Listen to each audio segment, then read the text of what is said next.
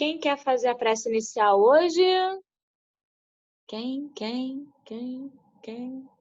Eu posso fazer. Tá bom.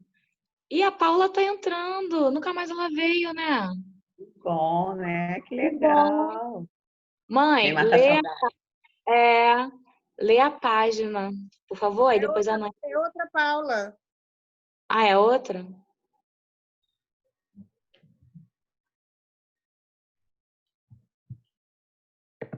Mãe, é a Paula mesmo, olha lá. Oi, Paula, você tá sumida. Oi, beleza, bem-vinda de volta. Alegria. Oi! Mãe, lê a página. 3 de agosto. Observe suas palavras com cuidado. As palavras são poderosas para abençoar ou ferir. Quando você fala sem se preocupar com o efeito do que diz, causa danos aos outros e também a si mesmo. A habilidade da fala é um privilégio concedido apenas àqueles que foram criados à minha imagem. Você precisa de ajuda para utilizar esse poder com responsabilidade. Ainda que o mundo aplauda respostas rápidas e espirituosas, minhas instruções quanto à comunicação são bem diferentes. Seja rápido para ouvir, lento para falar e lento para se irritar. Peça ao meu espírito que o ajude sempre que você falar. Ore antes de se comunicar com as pessoas ao seu redor. Não precisa ser uma prece longa, basta um ajude-me, Senhor. Mas ela deve colocá-lo em contato com a minha presença. Deste modo, suas palavras permanecem sob meu controle. Quando discursos positivos substituem os negativos, você se maravilhar diante do aumento da sua alegria.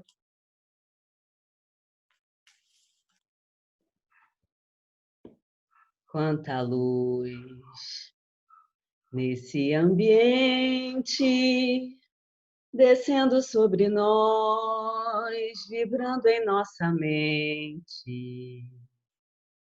Quanta luz, quando assim em prece, como a alma cresce aos olhos de Jesus. Quanta luz, quando em oração a voz do Mestre fala aos nossos corações.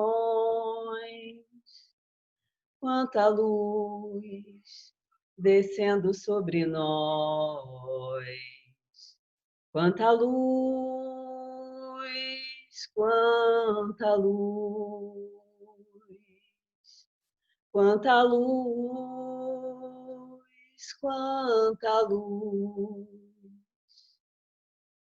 Que essa luz que geramos agora em oração, juntos, pedindo por toda a humanidade, que ela clareie a mente, o caminho e o coração daqueles que se encontram em dificuldades, que se encontram perdidos, que toda a luz que vem do alto possa chegar a nós que estamos aflitos, que ela clareie os nossos caminhos, os nossos passos, que possamos, em consequência dessa bênção que recebemos, ter a consciência de que nos momentos mais difíceis contamos com a ajuda maravilhosa do nosso Mestre Divino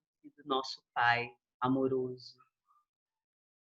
Que a espiritualidade amiga nos auxilie em nossas dificuldades, todos aqueles que passam por quaisquer que sejam as questões que dificultam o seu caminhar, que tire do nosso peito a mágoa, o rancor, que nos impede de caminhar, que possamos trilhar bons caminhos, guiados e acompanhados pela luz e pelo amor divino. Que tenhamos um bom estudo e que esses ensinamentos façam parte da nossa vida. Graças a Deus. Obrigado, Nani, lindo. Quem quer ler o Evangelho hoje? Quem? Gente, é só ler, a gente vai falando depois. Jussara, muito bem, Jussara. Você? Né? Tem que ler, né? Porque fiquei 2 dias aí, né? Tem que chegar junto. Antes de você me cobrar, viu? Vamos lá.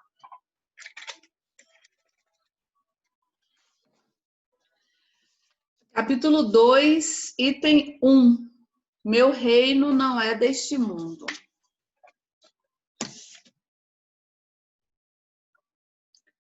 Capítulo 2, item 1. Meu reino não é deste mundo. Podemos? Pilatos, tendo entrado de novo no palácio e feito vir Jesus à sua presença, perguntou-lhe: És o rei dos judeus? Respondeu-lhe Jesus: Meu reino não é deste mundo. Se o meu reino fosse deste mundo, a minha gente houvera combatido para impedir que eu caísse nas mãos dos judeus. Mas o meu reino ainda não é aqui. Disse-lhe então Pilatos: És, pois, rei? Jesus lhe respondeu: Tu dizes, sou rei. Não nasci e não vim a este mundo senão para dar testemunho da verdade. Aquele que pertence à verdade, escuta a minha voz. João, capítulo 18, versículos 33, 36 e 37. Vou só tirar aqui rapidinho, gente. A vida futura. Por essas palavras, Jesus claramente se refere à vida futura, que ele apresenta em todas as circunstâncias como a meta que a humanidade irá ter e como devendo construir objeto das maiores preocupações do homem da Terra. Todas as suas máximas se reportam a esse grande princípio. Com efeito, sem a vida futura, nenhuma razão de ser teria a maior parte dos seus preceitos morais, donde vem que os que não creem na vida futura, imaginando que ele apenas falava na vida presente, não os compreendem ou os consideram pueris. Esse dogma pode, portanto, ser tido como eixo de ensino do Cristo, pelo que foi colocado num dos primeiros lugares à frente desta obra. É que ele tem de ser o ponto de mira de todos os homens. Só ele justifica as anomalias da vida terrena e se mostra de acordo com a justiça de Deus. Apenas ideias muito imprecisas tinham os judeus acerca da vida futura. Acreditavam nos anjos, considerando os seres privilegiados da criação. Não sabiam, porém, que os homens podem um dia tornar-se anjos e partilhar da felicidade destes. Segundo eles, a observância das leis de Deus era recompensada com os bens terrenos, com a supremacia da nação a que pertencia, com vitórias sobre os seus inimigos. As calamidades públicas e as derrotas eram o castigo da obediência àquelas leis. Moisés não pudera dizer mais do que isso a um povo pastor e ignorante, que precisava ser tocado, antes de tudo, pelas coisas deste mundo. Mais tarde, Jesus lhe revelou que há outro mundo, onde a justiça de Deus segue o seu curso.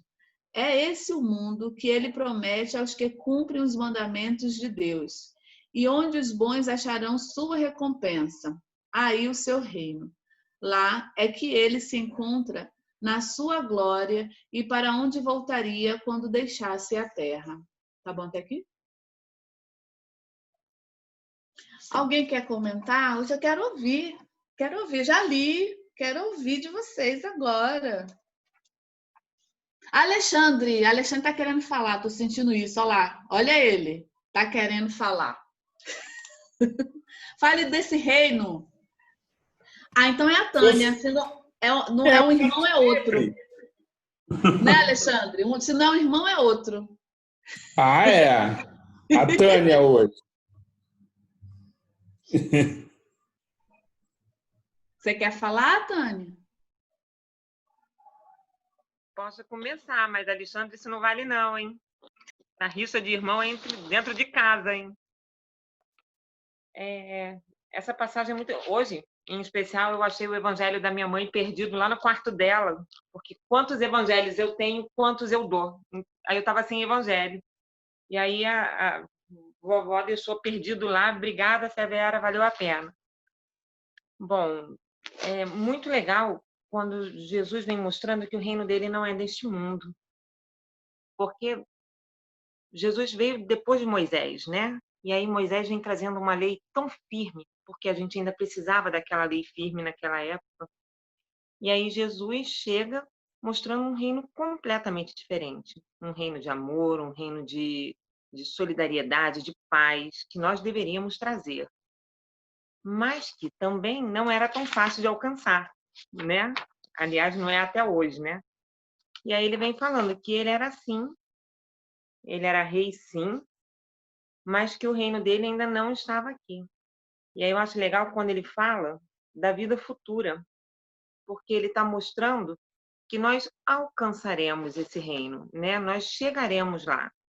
Mas como chegar lá? Devagarinho, passo a passo, tropeço a tropeço, né? Necessidades vencidas em cima de necessidades vencidas. E essa mudança, para a gente chegar no reino que Jesus nos prometeu, ela é tão íntima, né?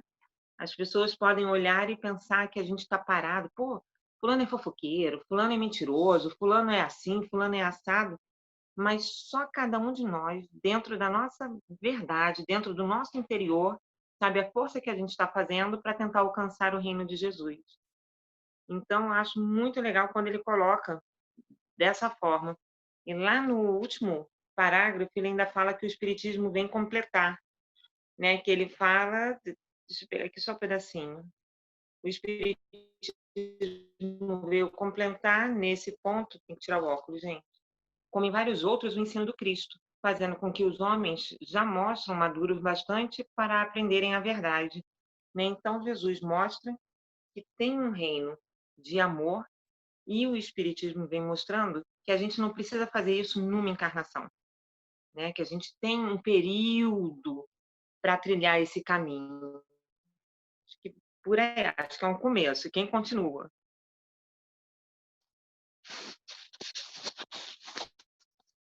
Quem Vai, gostaria Bru. Quem gostaria de falar mais alguma coisa? Lívia? Lívia, fala, por favor. Eu acho que é tudo que a Tânia falou, né? E eu acho que foi isso. Jesus ele já veio assim para meio que começar a introduzir na gente a vida espiritual, né?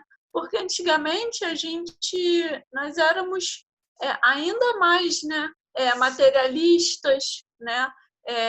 A gente achava que Deus retribuía por algo que a gente fazia em nome dele, não propriamente isso, não necessariamente eu fiz algo em nome dele estaria certo, né? A gente viu tantas pessoas, né, na época da Igreja Católica, né, e tal, matando em nome de Deus, né? Enfim, então não necessariamente era correto, né? Mas eles achavam que Deus vai me recompensar com algo material, né? Se eu fizer tal coisa em nome dele. Isso foi o que eu falei, não necessariamente algo bom, né? Eu tô vendo até uma série com o meu marido, mas da época medieval e tal, em que a igreja matava em nome de Deus e acabava com aldeias e tal, e se achasse que você era bruxo ou bruxo, te matava, te tacava na fogueira, tudo em nome de Deus.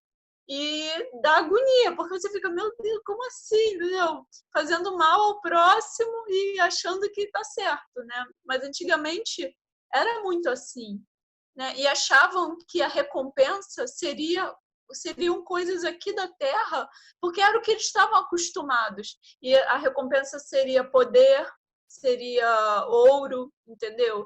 Então, eu acho que, de certa forma, esse pensamento teve que começar a ser um pouco mais moldado, né? Depurado. Tanto que quando os profetas começaram a anunciar a vinda do Cristo, né? Herodes, enfim, todos os grandes nomes da época, achava que ele viria num berço de ouro, entendeu? E que iria dominar todos os reinos, iria formar um império, entendeu? Com um exército, e dominaria tudo, quem sabe o mundo inteiro, né? E não foi bem assim, a gente sabe muito bem da forma humilde que ele veio. Então, quando ele fala, né, meu reino não é deste mundo, ele fala exatamente disso, da vida espiritual, entendeu? Porque essa que realmente vale. O que adianta? A gente tem até eu esqueci agora qual capítulo. A gente tem um capítulo aqui no Evangelho mesmo, em que tem a psicografia de uma, acho que foi uma rainha ou uma pessoa da nobreza, uma coisa assim, falando que depois que ela desencarnou, acabou o título, acabou tudo, entendeu? E aí que ela se tocou de, pô, isso não é nada, entendeu? Então, o que adianta o nome que eu carrego aqui nessa terra se eu não estou contribuindo, se eu não estou crescendo moralmente para quando eu vir a desencarnar? O que vale é a nossa vida espiritual, não vale se a gente foi A, B, C aqui. Isso não vale de nada. A gente, quando desencarna, a gente não leva nem o nosso nome, né? Meu pai fala muito isso, porque na próxima encarnação a gente já vai ser outro nome, outra pessoa, talvez até outro sexo. Então, a gente não leva absolutamente nada, só o quê? O nosso espírito é eterno, a nossa essência, tudo aquilo que a gente adquiriu nessa vida e nas outras. Então é isso, esse é o nosso tesouro que Jesus tanto fala, entendeu? Esse é o nosso reino interior, vamos assim dizer.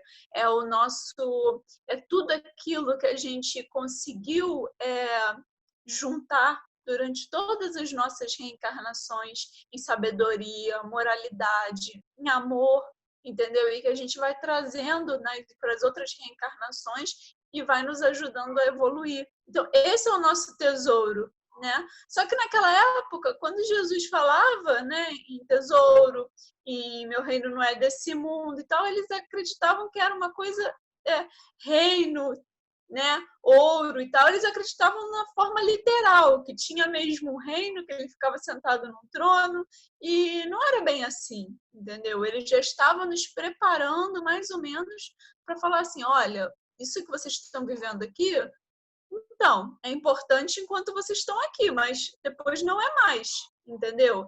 Depois, o que vai valer é o que você levou para dentro do seu coração, é como você tratou o seu irmão, entendeu? É literalmente a sua vida espiritual. O corpo, a carne, ela se deteriora, ela morre, é um ciclo, né, da vida. Né? Os bichinhos vão lá, comem e tal, mas o seu espírito não, o seu espírito é eterno.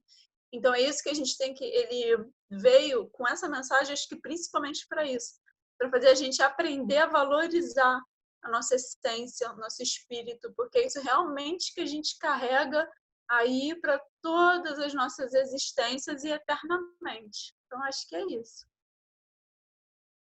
Perfeito. Alguém mais gostaria de falar alguma coisa? Vai, Alexandre. E depois Jussara. Não, eu vi que você levantou o dedo, Jussara.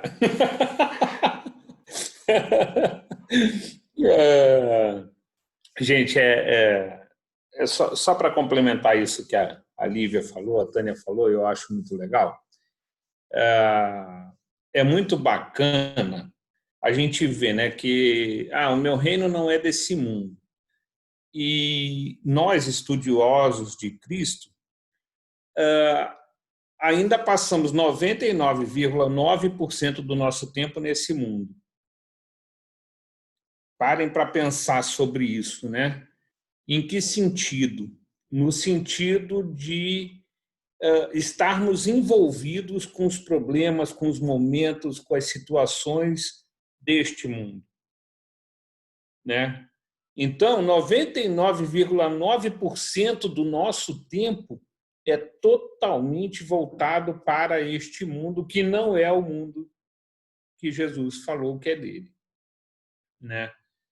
Então, esse é o aspecto, assim. A gente ainda persegue e se ilude de tal maneira com as nossas atitudes, com nossos pensamentos, sabe? Eu sempre falo isso, né? Que a gente vive numa sopa muito grande de energias densas, negativas, e que a gente vive nesse mundo de ilusão, né? E a gente vive isso. Então, eu me lembro que eu falei recentemente, eu acho até que foi ontem, falando do Chico Xavier, né? Da frase do Chico Xavier, em que ele falava: eu aprendi a viver com o necessário, né? E toda vez, eu acho isso muito bacana, a gente parar para enxergar a vida como uma grande armadilha. Se você tem uma casinha no meio da rocinha, com tiroteio, tal, não sei o quê, você quer sair da rocinha. Aí você vai, trabalha. Eu estou usando a rocinha como referencial, né? Mas eu estou falando de uma zona crítica. Você vive numa zona crítica e você quer sair dali porque você vive numa zona crítica. Aí você vai, agiliza, tal, não sei o quê, e você consegue sair dali. Aí você fala: poxa, mas 2 quartos já não dá para mim. Porque, e aí você cria uma ilusão na sua cabeça e precisa de 3 quartos. Aí você consegue os teus 3 quartos, aí você pensa: não, mas poxa, se tivesse uma piscina para as crianças brincarem. E a gente leva a nossa vida assim, e eu falo isso, que é muito engraçado quando a gente para entender a vida adulta, porque a gente vive criando condições para que a gente continue na ilusão. Eu não preciso, mas eu quero uma televisão maior, eu quero morar de frente para o mar, eu quero um carro melhor, eu quero sabe? É errado? Não tem erro nenhum nisso. Não tem erro nenhum nisso. Mas, quando a gente ouve Jesus dizendo: meu reino não é desse mundo, fica evidente que a gente está perseguindo as coisas erradas, né? Que a gente persegue as coisas erradas e que a vida é feita para que a gente se iluda nesse aspecto. E aí entra o apego que a gente também traz aqui sempre, né? Porque aí você começa a se apegar. Quem sai da zona de risco não quer voltar para lá por nada, né? Quem tem uma piscina em casa, não perder aquilo começa a ser doloroso. E aí a gente vive nesse ciclo. É um ciclo onde eu não aprendi a viver com o necessário. Então, necessário para a gente é tomar banho, se alimentar, dormir aquecido. A gente não precisa mais nada do que isso para a gente alcançar os nossos objetivos espirituais. Então, a gente tem que questionar o seguinte: não, vou abrir mão de tudo, que Jesus já falou isso, né, em outras passagens. Eu vou abrir mão de tudo e vou... Não se trata de abrir mão de tudo, mas se trata de se posicionar diferente perante o todo que você tem. Sabe? Então, isso é legal também. Sabe? Eu já contei para vocês que eu tinha um preconceito muito grande quando eu via alguém com uma criança no colo pedindo, né? Que eu achava que usava a imagem da criança para te atingir, até a hora que eu cheguei, falei: cara, isso é um problema dele, não é um problema meu. Se faz isso com essa intenção, é um problema dele. Agora, se eu coloco que ele está com essa intenção, o problema é meu, fui eu que coloquei a intenção, né? Então, é só para trazer essa visão, meu reino não é desse mundo. Ok. Então, se o dele não é, e eu sou um seguidor dele, eu quero chegar nele, que é meu modelo, então é hora da gente reconsiderar como a gente está se relacionando com esse mundo, né? Era isso que eu queria trazer. Ju, vai falar um pouquinho? Eu tinha falado assim, ó. Eu sabia que você ia falar o meu dedo. Aí quer dizer, tá vendo? Não é legal usar esse dedo. Né? Que a pessoa já, a Suzana já fala, quer falar? Bom, mas enfim, é o que a Alexandre falou, é a minha filosofia de vida, desapego sempre, né? Vocês sabem que eu pratico isso, né? A gente treina isso diariamente, o desapego de coisas materiais, desapego de emoções, desapego de sentimentos, assim, não que você vai viver alienado, não é isso, mas que você saiba o momento de cada coisa, né? E o lugar de cada coisa, porque às vezes a gente tem as prioridades todas destrambelhadas, né? A gente bota o que não é para ser prioritário no lugar de prioridade máxima. Como a Alexandre falou, eu concordo exatamente com essa questão de você viver com o necessário. Se você puder com conforto, é bom, sim. A gente não vai ser hipócrita dizendo que não. Mas só que é aquilo. Sabe aquela coisa de dizer quem é o dono de quem? Do dinheiro, sabe como? É isso aí. Você saber que você precisa do dinheiro, né, para poder conviver com as pessoas no mundo que a gente vive, capitalista, né? A gente precisa disso. E o que me chama a atenção também nessa lição, além do desapego, que a gente tem que praticar isso sim todos os dias, é o cuidado de Jesus, como sempre, né? Um fofo, é o nosso fofo ele. Cuidado para ele soube o momento certo de falar, né? Ele não falou claramente, que aí a Tânia até falou que veio o espiritismo para poder fazer o quê? Completar essa fala, né? Essa fala de Jesus. Ele simplesmente disse que limitou-se a dizer que era como a lei da natureza, que as coisas iam, né? Iam acontecendo naturalmente. E eu achei assim que esse cuidado que ele tem com a gente diariamente é fascinante, né? Eu sou apaixonada por ele, né? Vocês também, acredito. E você observa esse cuidado dele e de Deus, principalmente conosco, né? Na natureza, quando você está quando você está na natureza, você vê o que eu preciso, você fica feliz, né? Você vai numa praia, você vai fazer uma trilha, caminhada, você se sente ali contextualizado naquilo ali, você sente meu ambiente, meu lugar. Quem gosta de praia está na praia, quem gosta do mato, né? Serra, vai para a serra, e aí a gente se completa ali junto daquilo tudo. Isso é muito bom. Então é isso, que a gente observe mais as coisas simples da vida, que é o que Jesus falou, que é o que realmente faz parte do mundo, né? Do reino dele. São esses sentimentos puros, essas sensações de completude no simples, que é o simples mesmo. Não tem nada, não tem mistério, né? Tudo é tão simples que nos causa até espanto. De tão simples que é. Mas é isso. Perfeito. Escrevi algumas coisas aqui que vocês foram falando e concordo plenamente, né? Que até a Tânia falou assim, a gente vai chegar na vida futura, mas devagarinho, um passo de cada vez. No caso, a gente tem que tomar cuidado com o nosso livre-arbítrio, né? Porque aí, dependendo do nosso livre-arbítrio, dependendo das nossas escolhas, dependendo do que a gente plantar, a gente vai chegar mais rápido, mais devagar, mas a gente vai chegar. A lei do progresso, todo mundo vai progredir. Alcançaremos, a gente vai virar anjo, está escrito no texto que a gente vai virar anjo, olha que legal. Vai demorar um pouquinho, mas a gente vai virar anjo. Uns mais rápido, outros mais devagar. Depende do nosso esforço diário. Por isso que a gente sempre está falando aqui, né? Para a gente se esforçar, para domar as más tendências, né? Os instintos, que nós somos ainda muito de instinto, de reagir.